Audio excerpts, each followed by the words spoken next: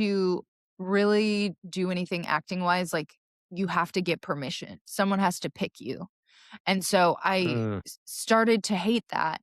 And so I really started writing when I was like maybe 27 out of like a desire to create opportunities for myself. Writing is therapy.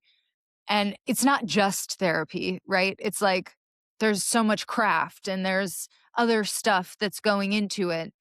So I don't say that it's therapy in a reductive way. I say it in like a way like it's given me freedom and like liberation and like that and catharsis. And like all of that is like very, yeah, hugely important to who I became today.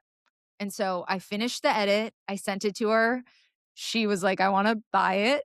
And, then we did the contract and now we're here.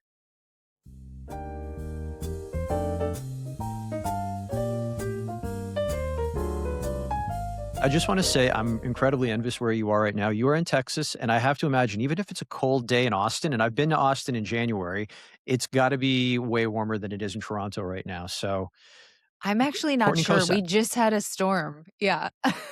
really, and you're in a part of the world that doesn't really get storms, so they don't really have the infrastructure to deal with it. It's kind of like their solution is wait until it melts.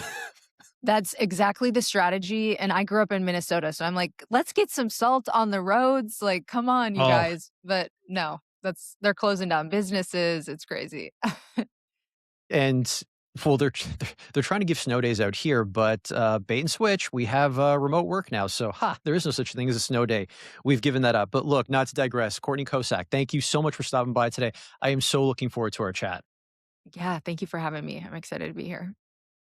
I usually open the podcast by asking someone, what they're doing right now in their career, where they're at, and we kind of bring things full circle. You're in a very unique position. You wear so many hats. So I'm going to set it up for you this way. Pretend you're speed dating. Someone Mhm. asks you what you do because like I said, I know comedian, writer, podcaster, soon to be published author. How would you summarize that in a speed dating session if someone says, "Hi, I'm Dan. Who are you? And what do you do?" I'm Courtney. I am a writer, podcaster, and comedian, and I teach people how to do those things as well. That's That's my perfect. fastest version. That is the fastest version. Look, okay, so as always, we go back to the beginning. You've already alluded to it, or you've said it explicitly that you grew up in Minnesota, but we're not Mhm. talking like St. Paul, Minneapolis, like No, the hometown of Prince. We're talking about rural Minnesota. no. Yeah. Yeah, I grew up in Jackson, Minnesota. It's like 2.5 or 3 hours from the Twin Cities. And um, it's a little town of maybe like 4,000 people, like more cows than human beings. Okay, so it's a farming town then. Yep. Okay, so did you grow up on a farm? No, my grandpa was a farmer, so I did have the pleasure of hanging out at their farm when I was little, which was like such a pristine memory that I have. But no, I grew up in town. My parents are teachers. But I was never really like a small town person. From the book, you can kind of tell, but like I always had big dreams and I always wanted to get to the big city. So growing up though, before you had a chance to get to the big city, I mean, what did you do for fun? Like, what were your inspirations or hobbies or anything like that in Jackson? We were still like when we were very young, my brothers and cousins and friends and I were still in the era where parents kind of let their kids run wild. And so we built forts and we ran all over the town. And, it was a pretty safe place to grow up. So we could kind of um, go in my grandma's, she had a huge, like, wooded area behind her house. And we would get into all kinds of hijinks like that. And then, as I got older, I did plays, I did speech, I did mock trial, much like how I do a lot of things now. I did a lot of things as a kid and was constantly in extracurriculars, and I played sports too, but I just wasn't very good. Okay, that's something that you and I have in common, extracurricular. It's like we went to school and it was like class was a formality until we could get to the stuff that we actually like doing. So lean into that a little bit more. What were your interests growing up? What kept you busy? I mean, I always wanted to be an actress. So, like, I did a lot of the other things just, to avoid boredom. So the Mm. math league, the mock trial, I was a very good student. I did all of those things were fun, but like my real passion was always like I'm going to be an actor. So like speech competitions were, my like Super Bowl, and I was constantly auditioning for plays, and as soon as I got my driver's license, I would drive to other towns and do plays there. So I pursued it acting like as hard as you can in rural Minnesota. Do you remember the moment that you realized acting was something you wanted to pursue, like when it was a lifelong passion? Was it perhaps a play, maybe a musical or a movie you saw, and something just kind of snapped with you and you said, that looks like fun and I want to pursue it? It's honestly been my entire life. Like I cannot remember not wanting to do that. Like I have a very early memory, kind of like as early as my memories go back, of me like in front of a mirror performing and telling my mom I wanted to be an actor. So it's like truly lifelong until I ultimately made the pivot to writing and podcasting and the things that I do today. How did your parents respond to that? Because I have a feeling we're from the same generation, and having boomer parents, when they start to hear you want to be an actor, they think, "Oh my god, she's gonna be unemployed." Like, they want you to get a stable job They weren't with a wrong. pension. Yeah. Jeez. Oh god. I So mean, they it's were saying hard. that to you then. Yeah, yeah, yeah. Oh, for sure. Like I read about this in the book, but like my dad is such a realist, and he came home from some sort of conference. I don't know if it was like a basketball conference or a teaching conference, but he had this like chart, and it had all these dots on it, and it was like one black dot out of 100, and he was like, this is how hard it is to make it. Like you have to be that Oh, one he's playing black the odds dot. game early on. Yeah, yeah, yeah, but I was like, "That's okay. I know I'm gonna be the black dot." Nice. So, they were constantly trying to, talk some sense into me, and they would have loved if I stayed closer to home, but that just was never meant to be. Who would you say were your inspirations growing up? Like, who did you look up to? Um, I mean, the big actresses at that time, like Julia Roberts, and I watched all kinds of, Molly Ringwald movies, like my mom's favorite movies when I was growing up. But then I also had a second cousin once removed is our, like, technical relationship, but she was my mom's cousin, and her name was Jill. She has unfortunately passed away, but she had gone to the like, a theater school in Los Angeles, and she went to New York to act, and she was then working at Random House, kind of like when I got to know her, and I just thought she had, like, such a dreamy life. So she was, like, my person closest to me that could kind of show me a little bit of a glimmer of what my life could look like. In between while you were training to become an actor, what were you doing for work? Like, what was your first part-time job?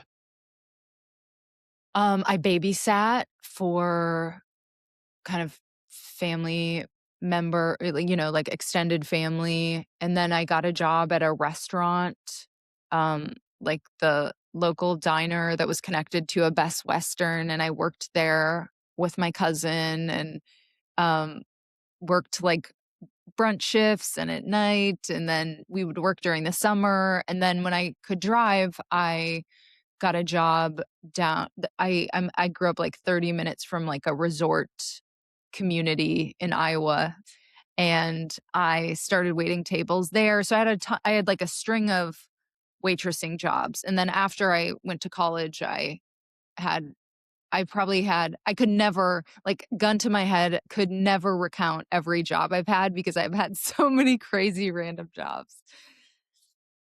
Okay, so being a waitress, though, did that train you for acting? And I want to preface that by saying sometimes I go to a restaurant and someone will take my order and everyone else's order without writing anything down. Like they've memorized it on the spot. Mm. Like, did you kind of challenge yourself a little bit and go, huh, okay, if I've got to memorize this soliloquy or these lines within an afternoon, because sometimes they hand them to you and say, go for it. Did you kind of use that to try to train your memory as well, too? That's really interesting. I never thought about that at the time. I did try to memorize orders sometimes, but I never thought about it as acting training. But when you're an actor, or when you're a waiter, you're constantly um talking to new tables, and it's a very active, um, personable job. So I liked that at that stage in my life. You already mentioned going away for college and that you left Minnesota. You went to Missouri and you went to Stevens College. If I got it right, it's Stephens or Mhm. Stevens College. Okay, Stevens College. I was doing my due diligence on it and I was surprised that it was an all-girls college. And I want to understand what that's like for someone who's pursuing acting when pretty much every production is co-ed. Yeah, well, they did have, I wound up going to Stevens. I toured all these schools in New York. I actually went to St. Cloud State University, which is in Minnesota, for 1 semester when I read about it in the book, but I followed a boyfriend to school, huge mistake. And then I got back on my path to go to Stevens. Stevens, that resort community that I mentioned in Spirit Lake and Okoboji, Iowa.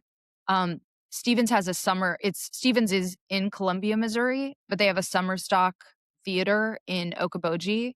And so I grew up going to plays there and loved going to their plays. And so 9/11 had just happened and I didn't necessarily want to go to New York. And so I wound up going to Stevens, where it was like a nationally ranked BFA program, and so it felt like, oh, and the other big draw is you could finish in 3 years and 2 summers, and I already had college credits from high school, and so I got to finish in 2.5 years, and that was a huge draw for me. Um, but Stevens has men that are apprentices, and they get a huge discount on tuition, and they actually get, like, kind of an elevated status because of that. They get cast in more plays, which it really kind of grinds my gears. And I was gonna say there's a joke about like male privilege at an all women's college in there I somewhere. know, it's There totally that fucked should up. be one if you haven't done a bit about it, you need to do a bit about that. Like, we're writing it right here together. Yeah, I did not appreciate that, but so we did have men for all of our shows, and then we had male professors that played some of the older roles, and then we had visiting artists as well. And Stevens actually also write about this, but, like, Stevens as a feminist school has a little bit of questionable history and track record Okay. in other regards as well. Take us through what it's like studying acting in university. And, let me preface it by saying that there was an acting program at my university. Mhm. One thing that stuck out about the program is that to force everyone to get out of their shells, there was I wouldn't say it was an entire class, but there was like one lecture where what they had to do was dress up as mimes, face paint, and then Uh, just wander around campus and like stay in character while everyone else was wondering what the hell was going on. Like if you were a senior student, you'd be like, yeah, this happens at this time every year. I just happened to be around for it, but other people were completely blown away. Like they thought the crazies had taken over. Like, did they do anything like that to try to push the limits of character building with you? yeah, we did all kinds of crazy exercises, like, we were peasants, one day, and we would dress up as God, you were like in peasants, potato sacks and walking around then we would campus? we would That's go awesome. outside and be, like, pretending to be peasants. We did all kinds of stuff like that. You know what I would say, though, is I think it's a bad idea to waste some of your best years as an actor going to any program that's not, like, NYU. I think Mm. those are some of your most castable years, and you're spending them kind of training your instincts out of you. And, like, I was probably a better actor before I went to school for it, to be honest.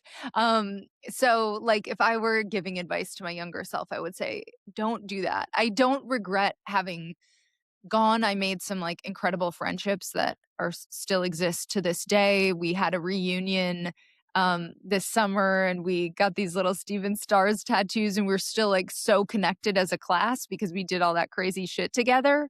But I I don't think it was, like, a good career move, and, ultimately, I'm grateful because, like, I really think I was destined to be a writer anyway, and I think if I would've succeeded too much at acting, like, I maybe would've not found it, um, but, yeah, that's my little rant on on VFA programs.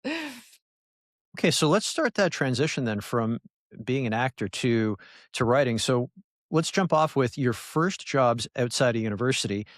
Okay, so apart from acting in independent films, we got the Girls Gone Wild tour in here. Wasn't Yeah. expecting that, even though the title of your book, which we're going to go into way more depth later, is called Girl Gone Wild. But let's one start with the independent films because I did check out your IMDb page beforehand. So I think you've got what 5 or 6 films to your credit Yeah, I'm not sure what's all on as there, but acting. yeah, I did a couple I did 2 feature films, like, right out of college, um, and yeah. What do you wanna dig into on Would those? no, but when you do the films like that though, given that you did decide to move into writing, like, I imagine you get onto set and going, "I'm here, I can't wait to make some magic on set." And then does reality set in? Does it start to not sound like or feel like the career that you had been working towards? No, at that point, like, I was the lead in the first one that I did and or one of them, and I had a very good part in the other one that I did, and I still very much was, like, in actor mindset at that point. I'm, like, 20, 21 at this point, and those were incredible experiences, and this is, like, pre-digital, we're shooting on 35 millimeter film, like, Mm. every minute really counts. It's like, it was a real of its time kind of, like, independent film both of those were incredible experiences that I wouldn't really trade. Um, and I wasn't really thinking like a writer yet. So but I did absorb a lot of um information about like how that kind of worked, how you would maybe even go about making a film at that point, but that was just like such a vague, seed in my mind at that point. And the other half, Girls Gone Wild, which we're gonna say if anyone's wondering what Girls Gone Wild is, go ahead and Google it on your own. Don't do it on a spouse's computer or a work computer. That's a That's what we're good gonna tip. preface it by saying. That's a Yeah, very good tip.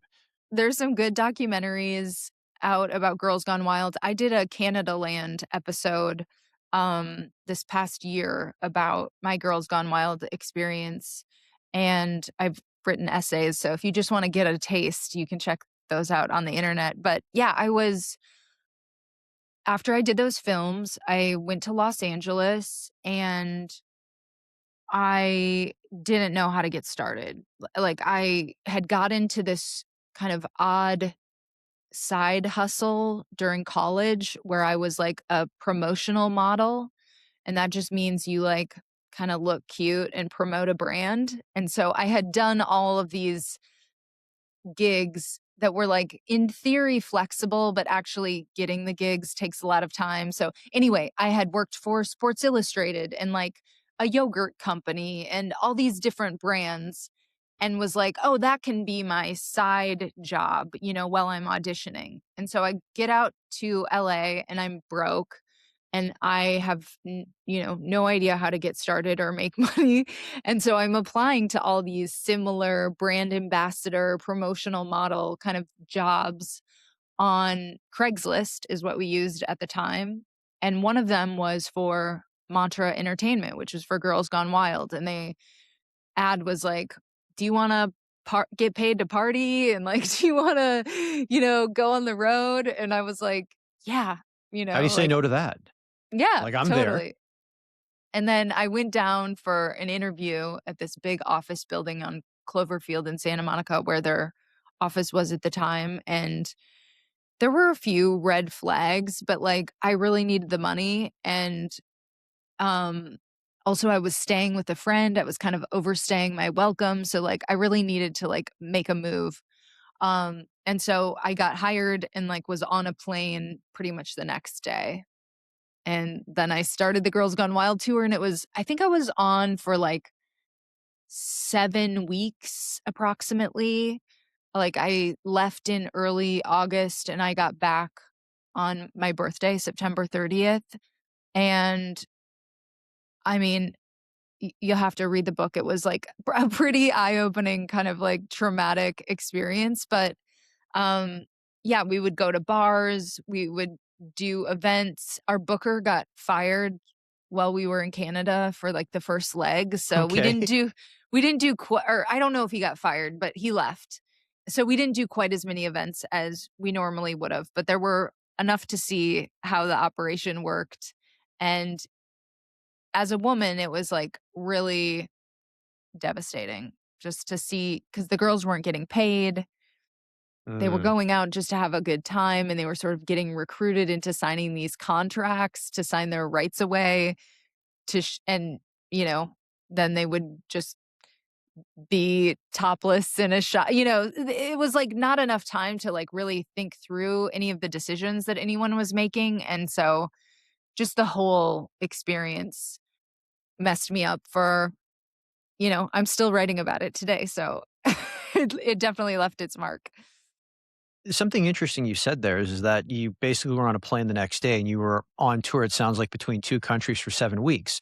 Was there at any point that you felt like you were out of the game in LA? Like you were possibly missing auditions or something that might or your next big opportunity? Because personally, if like I was in your position, being pulled away from like the market that my future career is so dependent on, I wouldn't want to go that far away from it for a job that's not going to lead me directly into it. But I get what you're saying. You got to pay the rent or you got to get your own place because you were overstaying your welcome with your current roommate. Yeah, it was really a financial decision, and, like, of course, I wanted to be back in LA and, like, setting down roots and all of that, but, um, I had, like, a credit card company that was calling me, like, I there was financial pressure involved in the decision, and then by the time I finished the tour, I went back to the Midwest for, like, a year and a half or something just because, like, I could not wrap my head around it was just too the experience had been too disorienting, like, I had to get my legs, under me again before I really started to pursue it, and the other thing is, like, how you pursue acting as it's portrayed in media is, like, actually not true to how you pursue acting in real life, like, in an effective way, and so I didn't even have like, I it's not like I had an agent that was getting me auditions and whatever like, the independent films were, like, me Okay. sending emails to people, and so I there was I wish there were things that I was missing out on, but I wasn't really. So you go back to the Midwest, you hit the refresh button on your life. Mhm. It's like you said you were trying to find your footing again. Is this the point where you say I'm gonna go deeper into writing and less into acting? Is that when you started to make this No, we're shift in your still, like, career? 5 years away from that. We're 5 No years away from that. Okay, so what was going on at this point then? So you go back, you hit the reboot button. What's next? yeah, I spent some time I mean, 3 or 4 months was just me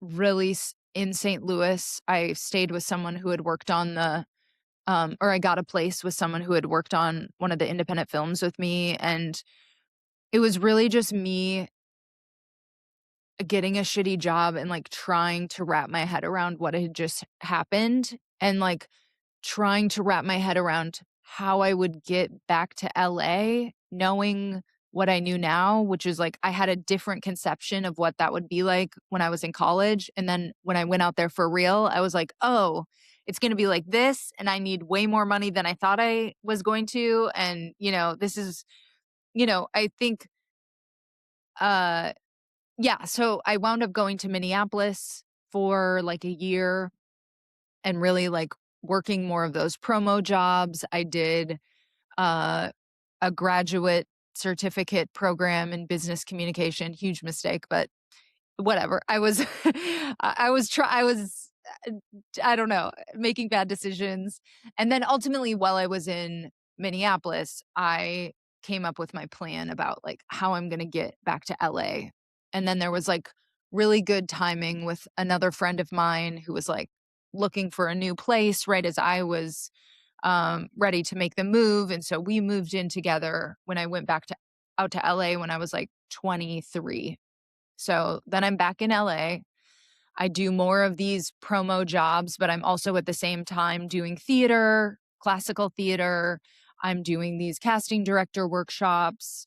I'm pursuing acting like the best I can. I had like some close call auditions, like an Almost on Californication, which is like a huge show at the time. Mm, Some of those kind of experiences, but ultimately, like nothing was really panning out with acting, and I grew really frustrated.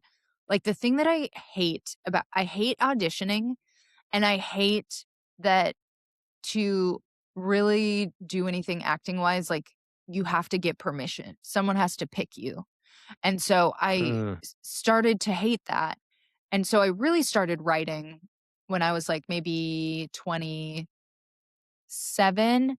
out of, like, a desire to create opportunities for myself. Like, I'm gonna write a short film, or I'm gonna write a web series, or I'm gonna write a screenplay that I could ultimately, I didn't know exactly how that would work, but like I'd heard of other people writing opportunities for themselves. But like as soon as I started, I was actually doing a theater internship at when I really started screenwriting, and like another intern with me there wrote a screenplay. We wrote a screenplay together.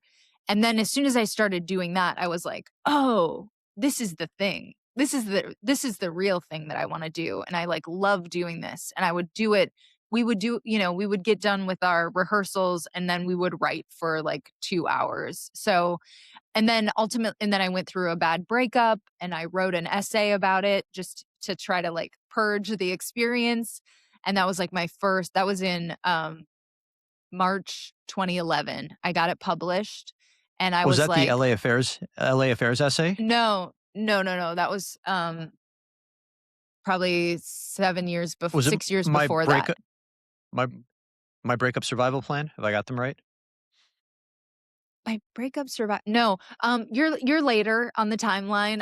This was for a website that was called The Gloss. That was Okay. like a millennial women's website. They had this, series called I Regret Everything, and I didn't even get I love paid for that this. line. I didn't even get paid, yeah. I didn't even get paid for this first piece, but I just, like, wanted to write it so bad, and, you know, it's an early work, but actually pieces of that made it into the memoir. So, like, that's when I planted down the flag and was like, "Okay, I wanna be a writer." And what was the response like to that? Because I don't know if the social media was a thing when you first wrote that or if social media was picking up, but was there an opportunity? Maybe there was a comment section under the article for you to see what reader feedback was to kind of fuel your desire or just at least to understand that you're headed in the right direction. Because let's face it, as a creative, and I'm speaking for myself as well too, we're doing it because we also want to make sure we keep our audience engaged and entertained. Like knowing you've got an audience is a big deal and Yeah. part of the reason why we do it, apart from our own self fulfillment. Yeah, I think that first one was really largely for, like, myself, and just the experience of writing it was so incredible that, like, that was its own reward. But yeah, people read it. The ex-boyfriend that I wrote about was mad that I wrote about it, and, like, people that knew us both all read it just out of curiosity. And yeah, social media was, like, in its infancy, but it was still, you know, Facebook was a thing, and maybe I don't think I was on Twitter yet, but, like, so my immediate group got to read it, and that it was just enough of a signal for me to keep going. What else were you writing? Because you mentioned that you and your friend, after you'd be done work or you were working at the studio or the theater, you'd mentioned you just go home and you would write. What apart from writing that essay that you mentioned, what else would you be doing? Would you start writing, say, for example, drafts of screenplays, coming up with shows, sketches? We know you're a comedian as well too. Were you starting to get bits down as well? I did start writing bits probably a few years later, but I really didn't start stand up until, like, 2018 like, seriously. Um, I was writing screenplays. I did UCLA's professional program. So I did like a year-long program that was for screenwriting, and so I was doing that. I was taking classes at UCB, so I was doing a little bit of improv and like sketch comedy. I was making sketches that would eventually go on like Funny or Die or like Mm. YouTube. Um, that would probably embarrass me now if I rewatch them. And then I also in 2012 wrote an essay about Girls Gone Wild that's like an antecedent to the essay that's in the book that was about my experience on that tour. And that was published on Nerve, which is like a now defunct site, but it was actually like a pretty cool site to publish on at the time. And that I got some great like external feedback from that essay. What about some of your other writing work? Because 'Cause you've done work for is it called Know It All on, it was on Netflix? Yeah, that came a lot later. That was like in the last 5 years. I did that probably 5 years ago. That was part of like my pivot into podcasting, even though that was like a writing opportunity. But um, in 2013, 2014, not like the first wave of podcasting, but like close behind Serial. I started a podcast. I first did a my writing partner and I at the time did like a semi-scripted podcast. No one was doing this at the time. It was like kind of sketch comedy podcast where it would be like a day's worth of voicemails. So it'd be like 5 minutes and we played caricatures of ourselves and then other comedians, people that are like big now, like Beth Stelling, Whitmer Thomas, um, played characters in our lives. And that was a super fun early podcasting experience that ultimately led to me becoming a podcast producer, and that led to the Netflix Know It All thing. And sticking with your podcasting career, you became a were you a producer before you launched your first podcast? Before you launched, Private Parts Unknown? No, Private Parts Unknown is like my so I we did voicemails to self, and then in 2016 I did Reality Bites with my best friend at the time. It was like a Jash podcast. The first season we also did on YouTube, and I had a blast, and I was an executive producer for that. And like the thing about like voicemails to self and Reality Bites is like you are so actively involved in making your own show, even if there is a company like Jash involved, that told me like, "Oh, you can do this. Not only should you keep doing this for yourself, but like you can do this for other people." And that was just beginning to be a job. Like, yes, of course there was radio before, but like podcasting producer was just starting to be a job. And so Reality Bites pivoted ultimately into Private Parts Unknown, and that show was like my calling card for trying to get podcasting jobs. So like I got a my first podcasting professional like producer job was with the Bella Twins. They're now the Garcia twins, but they're like WWE wrestlers and Oh, okay, when you said Bella, I even though they're not twins, I started did she mean Bella Hadid? And she was gonna say Gigi as well? No, but no, I know no. I know exactly who you're talking about. Yeah, they're amazing. They're so sweet. I worked on their show for 2 years. It was a really skeleton crew, so it was like me and them and an editor, and then we had some, like, suits and stuff, but, so I did that. I did a show for, Amanda de Cadenet, and then ultimately I did, like, a string of, like, celebrity and CEO shows. I did, like, Girl Boss, I did PayPal. And I really did love producing for other people, but it it ate up so much of my time that ultimately after the PayPal show, I had to make a conscious decision of like, I'm gonna make sure that I make my own art now. And so I had to like step away and sort of like take myself out of the job market for that. I mean, if you wanna pick something up, you sometimes have to put something down to do it, so I don't blame you Totally. for that. Yeah. Do you ever look back at your life and go, "Thank God I was born when I was born"? Because let's say, for example, you and I were doing this interview, which we probably wouldn't be doing if it was the like, let's say let's go back and say, we're the ages that we are in the '80s. If you wanted to pursue what you were doing, like, there would be no podcasting. If you wanted to get on Yeah. radio, you would be beating on the doors trying to get into one of the very few radio stations in pick your market. Like, it really is a great time to be a creative. It is incredibly democratized.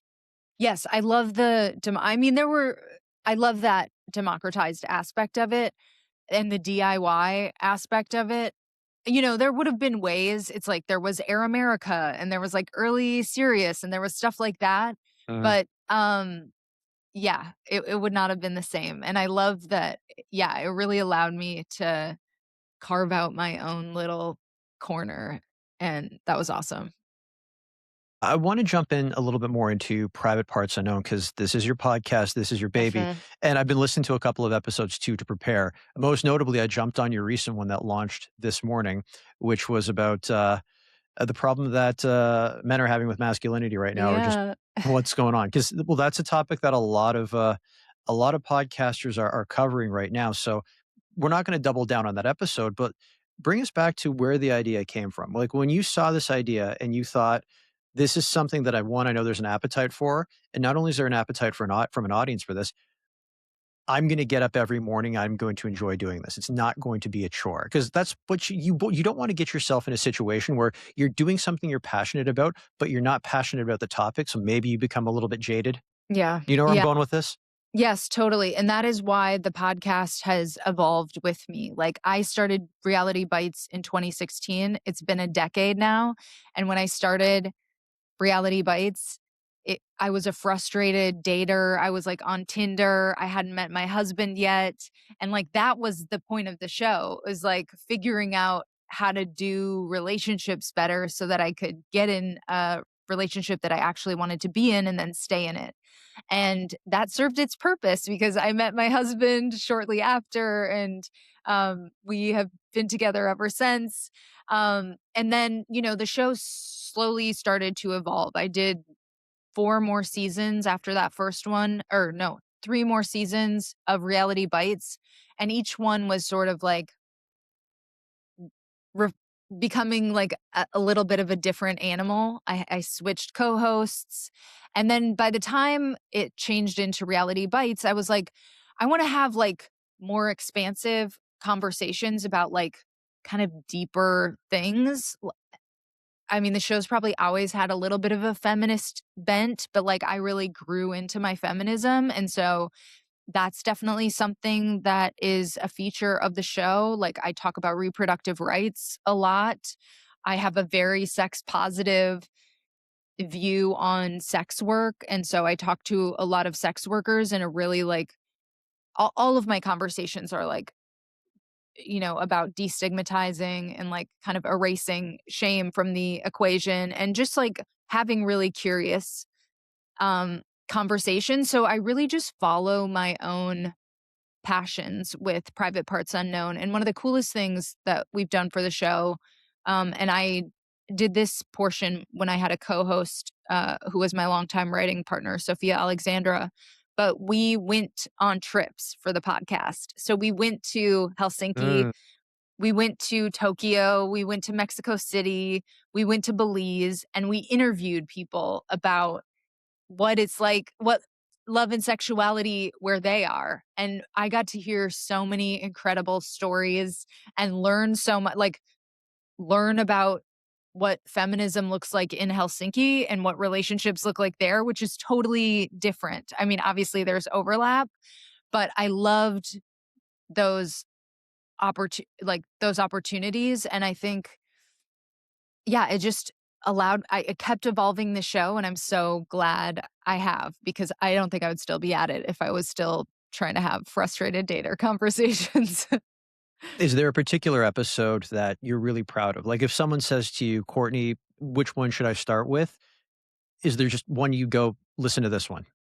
Well, the crowd favorite is, when we were in Tokyo, we interviewed this 30 something reporter, and she dared us to get a happy ending massage. And so we did. We did. And it was a surprising experience. First of all, got permission from our my now husband at the time, and it was like not sex, it was something else. But that experience was like, incredible in that I think as a woman, you're not usually the center of whatever sexual act it is. You're like, we've been raised to please, and so paying someone and having their job be to please you and, like, having that be the experience was, like, mind-blowing, and so people love I wound up writing an essay for Cosmo, and I have done, like, several different versions of we talked about the experience right after it happened. I read the essay in one of the episodes, and then there's all of the other stuff that we learned in Tokyo. Like, we interviewed a gay man in Tokyo, what it's like to be queer there. We interviewed Hiroko about, um, what it was like to be, at that point, a single woman in Tokyo. We interviewed a sex worker. We interviewed, someone who just, like, is an American, but was really well versed in the culture.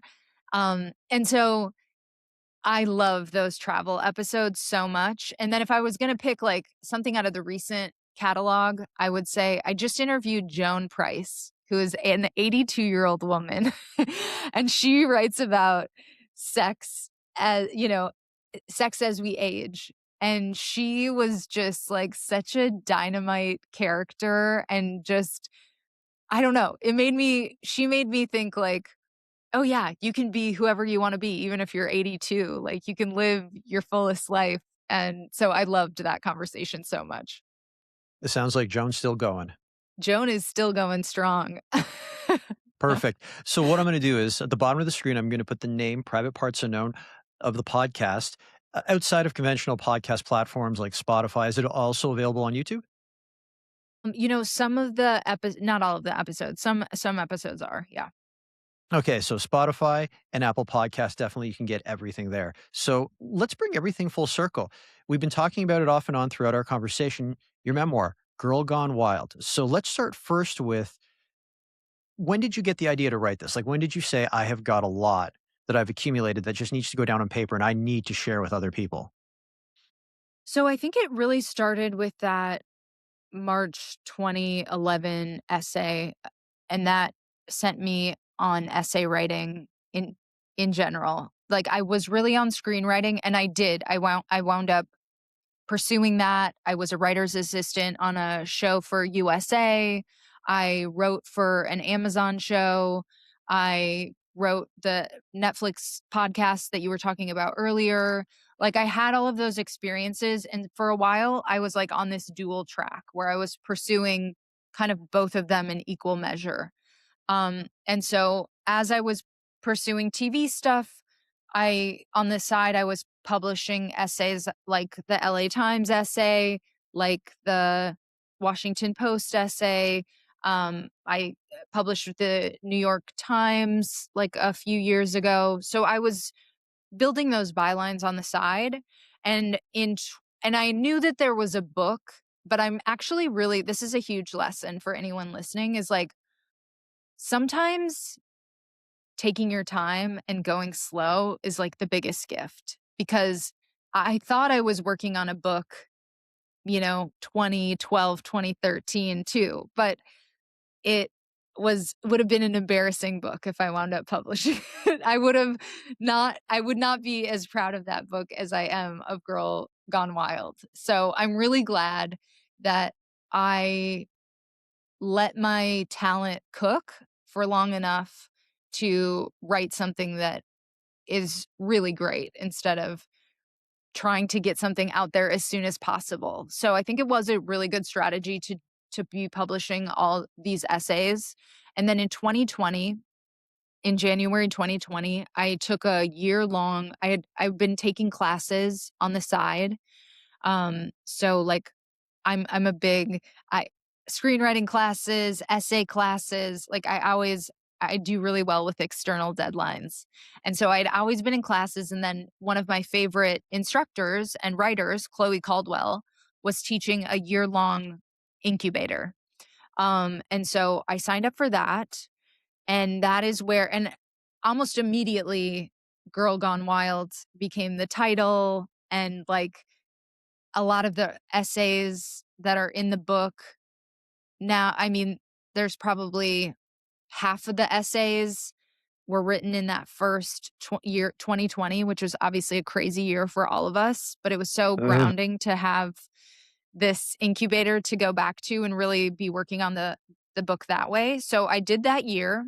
I finished a draft, but it wasn't I knew it wasn't the book. You know what I mean? I know Um what you're saying, yeah. Yeah, there was an extra theme, there was eating disorder stuff that I ultimately wound up ripping out of the book and saving for what will be my second memoir, but it had some good bones, and after uh, that incubator was over, I was like, "Okay, now what?" And I didn't really know. I didn't really know how to, like, get it good myself. I did a developmental editor with Sarah Lynn Rogers. I did notes on that, but then ultimately I was like, saw that Chloe was doing another one of those incubators in 2023. And I was so frustrated that I had been unable to really like crack the book in the meantime that I was like, I'm going to take this again. And now I know exactly like I'd been through it once and I was going to take it really seriously and like get the book in fantastic shape. And so I did that year-long generator again, and by the end of that, like, the bones of what I finished in that generator are the bones of the book. Like, the prologue wasn't there, but, like, the epilogue is the same, and, like, kind of the overall structure, this, like, sort of chronological structure is the same, and m many of the essays like one got cut, one got absorbed in another, but like it's pretty much the same. I did another developmental edit after I finished that. I started submitting. I got an agent, um, a really great agent after I around in like 2023. And then, what wound up happening is like that agent didn't wanna represent my memoir. Memoirs are really hard to sell right now Really? if you're not a famous person, yeah. So Okay. we took out another proposal for something that will hopefully be my 3rd book, but it had a close call, like, I got a bunch of really nice rejections from editors at big publishers. I got one person took it to their acquisitions board, but it was ultimately a no. And then that agent didn't wanna represent my memoir, which was, like, what I really wanted to sell after that. And I'm really actually glad that it turned out like that, so we parted ways. In the meantime, I had been submitting my manuscript for Girl Gone Wild to these small press competitions. So, like, um, Santa Fe Writers Group has one, Trio House Press, my publisher, has this annual competition, and even though it was an early draft, like, this would have been 2023 or yeah, early 2024. Oh my god, time moves very oddly. Um No, blame the pandemic, okay? I can't tell the last 6 years apart. I I know, I can't. can't I can tell either. you where I was March 3rd. I can tell you where I was when the NBA canceled their season and everything fell apart, then ever since then, it's like, I don't know. Could have I like been to say I'm not aging. 2020, could be Could have been. 2025, yeah. So at alongside this agent trying to sell this other book that I was working on, I'd been submitting my memoir to these small press competitions. And it was an early draft, but I was getting some positive signals. I made a long list for Santa Fe. Trio House Press, I was a finalist, and I got a really nice rejection from Chris, who runs Trio House Press. And she was like, "I love this. It's not quite ready. Like, we don't have the like bandwidth to like do the developmental edit that it needs." Um, Can I and stop I you was right there? What do you what is how do you respond to that when someone says it's not ready and it's about your life? It's kind of like an outsider who doesn't know you very well or intimately trying to tell you that your memoir isn't ready. Like, I get if you're like 20 and you're trying to write your memoir, but yeah. you have like look at the conversation we're having. Like you have unpacked a lot in like the last bit of time that we've been talking. And there's even more we could go into. So how do you respond to that? Because I take it Y- personally. she it was a devastating email to receive, but she wasn't talking about my life. She was talking about, and I knew that she wasn't talking about my life. She was talking about it from a craft perspective. And here's what's so funny about writing a book is like you're going to finish you're going to finish your book like 100 times before it gets published. And each of those stages, it's going to get like exponentially better. Even if you're not making that many edits, it's going to get exponentially better. And so she was right. It wasn't ready. What she didn't know is like I was working on another edit and like it would be ready, but like you can't send a defensive response to some like I just No, I didn't. know you got to smile with it and grit your teeth and try again. But like inside my head, like when the phone is down and I'm not sending emails, I'd be like, I don't know, I'd be throwing non-breakable objects at the wall. Totally. I did it broke my heart a little bit, but ultimately it was a positive signal, right? It was someone who like I made it to as a finalist in their competition, and I don't think she sent those personal emails to everyone. She sent me one cuz she really connected with my story. And so I kept it in the back of my mind as I'm working on this. I'm still Oh, editing, right? good on you for identifying that. Most people would see the rejection and just say like I just illustrated to say I'm done with these guys, but you saw something in there, like they left the door open a bit and you jumped at Yes. that. And I Oh, knew, good on you. there would be another I didn't know, but I was like, "They're probably gonna have another competition, and, like, I'm gonna submit. I was determined to get this published." So, like, someone was gonna take it, and I knew I had made a list of all these different presses, and I submitted to a lot of places, but I didn't even get close to through my list. So there would have been a lot of other opportunities had this not worked out. There are also university presses that you can submit to directly that I hadn't even started going down that path. University of Nebraska has a really amazing American Lives series. That would have been a great fit. So I knew that there were these other avenues I could pursue. I did another developmental editor um, with Hannah Beersford, who is fantastic, and that really elevated the work. And um, and then it was just my own working through those edits that really was transformative. And then last March, AWP is this big writers conference in the States, and they were having their conference in LA. So I was like, I'll go. I'm here. It's fine. And so I went. I was feeling very kind of demoralized that I hadn't sold my book yet. And I was like determined to sell it. Like that was my thing last year. I was like, I'm going to sell this book. And so I went to the conference. I was not feeling very social.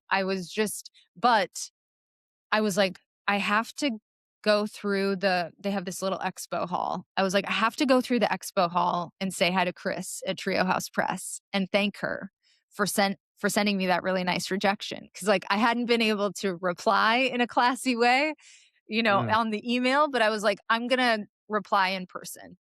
And so I went through the expo hall and as I was going through, I was taking notes of like, okay, maybe this press I could submit to, maybe this press. I was like keeping my eye out for options. I took a bunch of pictures of places, other places. And then I got to the Trio House table and I introduced myself to Chris and we had like it was just 5 or 10 minutes. Like it was a short conversation, but we had such a good conversation. She gave me like their first book that was coming out as like just a gift. And I just instantly liked her. And then I went even just the spark of that conversation was, like, kind of made me feel good, and then I went back to because I was in the middle of this edit for Girl Gone Wild. I was finishing this last developmental editor, and it was kind of a s I was it was kind of a slog to get through, but, like, that interaction made me go back to it fresh, and I was like, "Yeah, something is gonna happen. I just need to keep working on this." And a week later, I think it was a week later, I got an email from Chris, and she was like, "I read, I can't stop thinking about your book. Like, I read it again, and, like, Oh, we can man. get it there." And what she didn't know is, like, what I actually told her, well, I was like, "I'm working on another edit." So I was like, "Great. Let me finish this edit and let me send you the new version and then we can go from there." And I was from a newly empowered place because I had all these I I took taken notes about these other presses that I could go, like I wasn't defeated anymore. I was like, if it doesn't work out here, this is a very good option. If it doesn't work out here, I'm gonna be able to find a home for it. And so I finished the edit, I sent it to her. She was like, I want to buy it. And then we did the contract and now we're here. When she said she wanted to buy it, were you meeting in person? Did she call you? Did you get an email? Like, where were you when, like, after, like, slogging it out as long as you had, you finally got that sentence that you wanted to hear, "I wanna buy it." Like, how was it delivered to you? And then what did you do after to celebrate? Via email. It was via email. And, it's so funny. You work so hard for these things, and then the celebrations are like kind of small, but they're Yeah. just like internal, like I took like the happiest walk of my life. It was like Mm. just that. Were It you was you just, were strutting, I imagine, right? You're like, yes, definitely "Yep." strutting. Definitely was like, so excited to my husband, but it was like we didn't throw a party or any, it was just like I was excited to move on because actually there was so much work left to be done. Like I still did a bunch of editing after I sold the book because then it becomes real like, oh my God, people are going to read this. Strangers are going to read this. People in my life are going to read this. Writers I admire are going to read this. And like, I want it to be the best it can possibly be. Going back and looking at some of the subjects in the book, I mean, personal subjects, anecdotes, if you will, was I know that there's some touchy subjects. I'm trying to frame it properly, but, like, obviously writing some of this stuff down was very difficult, but understanding that this book has gone through, God knows, more, would you say more than 100 rewrites? More than 200 rewrites? I Like, how do you like when you yeah, go ahead, sorry, I cut you off, my fault. no, no, you finish. No, it's just going back to it's just like, when something is very difficult to write about, what's it like going back to it the 100th time? Mhm. Like, have you made peace with it? Is it just something that you breeze through and you're looking at more for spelling, grammar, and try to make it more concise? Or does the meaning of the story still hit you just as hard as it does the first time you put pen to paper? Yeah, it's still really emotional for me. Um, I did 16 official drafts, but, like, within that, there's so many micro drafts, you know what I mean? And That's what I was going at, yeah. some of those essays have been professionally edited because, like, one of them was in the New York Times and, like, so, like, they've really been edited more than the 16 times, but, like, 16 full edits. And this summer, I I knew the book was coming, we finished the contract and, like, the book was announced in, like, May or June.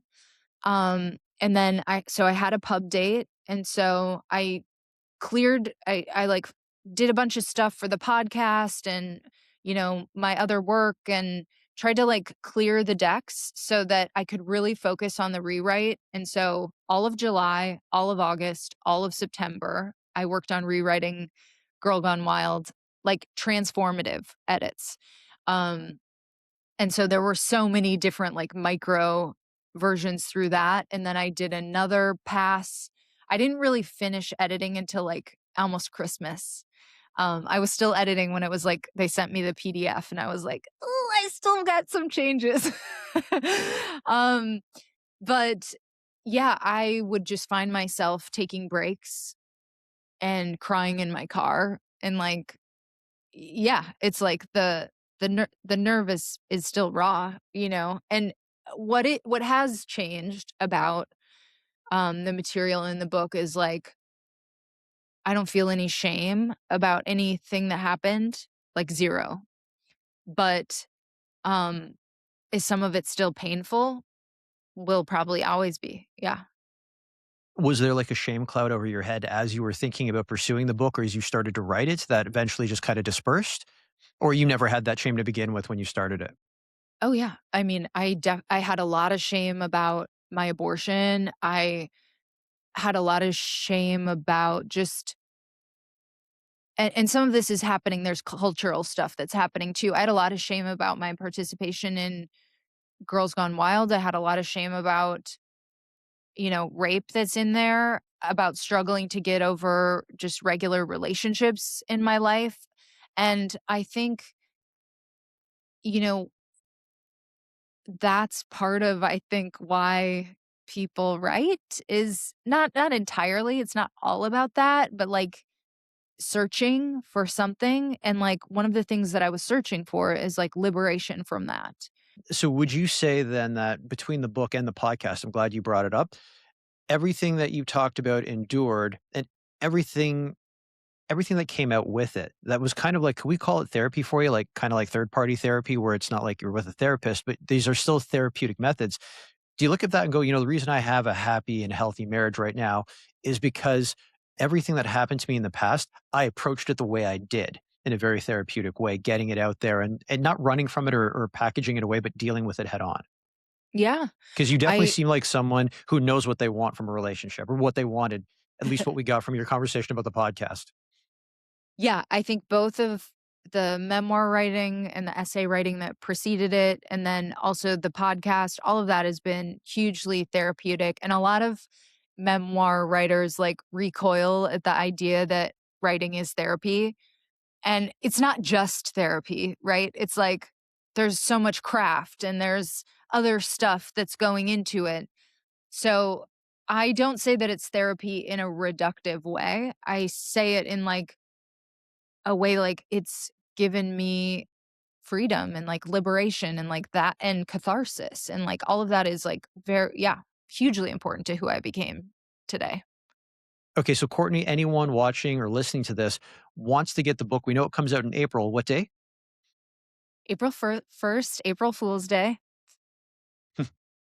And where can they go to pre-order the book? Yeah, I would love it if people pre-ordered the book. It is huge for debut authors, especially to get those pre-orders. You can get it at bookshop.org, which supports independent bookstores. You can get it at Barnes and Noble. You can get it from Amazon. You can totally shop at the bad place for this. You could also ask your local bookstore and they should be able to get it for you too.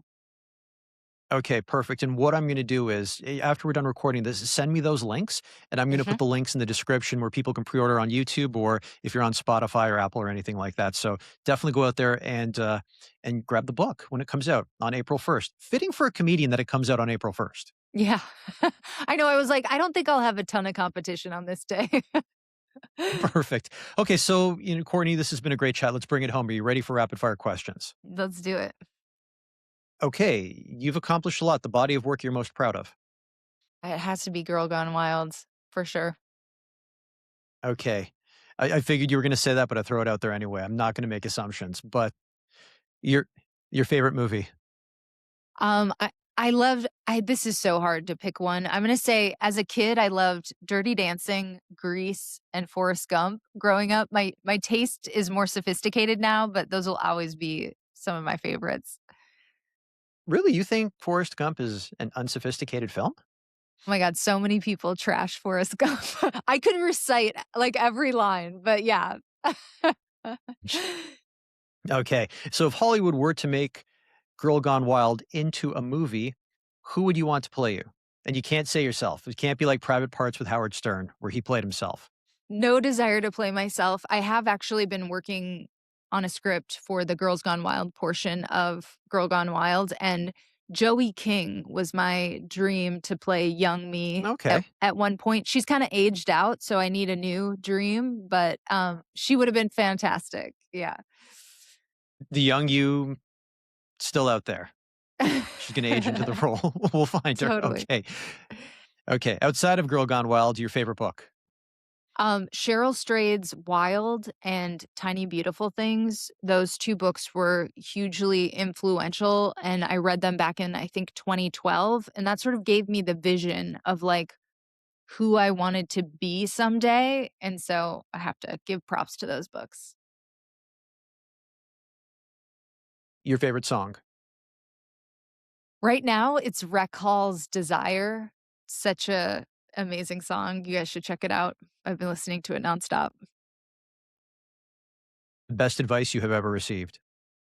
This was secondhand advice that I got from an ex, and he got it from a wiser, older actor, and it was, "You have to live your life because ultimately art is a reflection of life." And I think sometimes we get so stuck into, like, "What's my dream? I have to go as hard as I can at pursuing the dream," and, like, really, you have to live your regular life alongside it. If you could go back in time and give your younger self advice, what would you say? I would say slow down. Like, slow is actually fast. The tortoise and the hare parable is totally true, and yeah. My signature closing question, if you weren't in media, what would you be doing and why? This is a stumper because I cannot imagine not being an artist. I think I don't think I would be happy if I wasn't, and so I would just have some shitty day job, and I would still be doing it for free on nights and weekends if no one wanted to pay me. Right. And we're gonna end things right here. Courtney Kocak, thank you so much for stopping by today. Thank you so much for having me. This was great.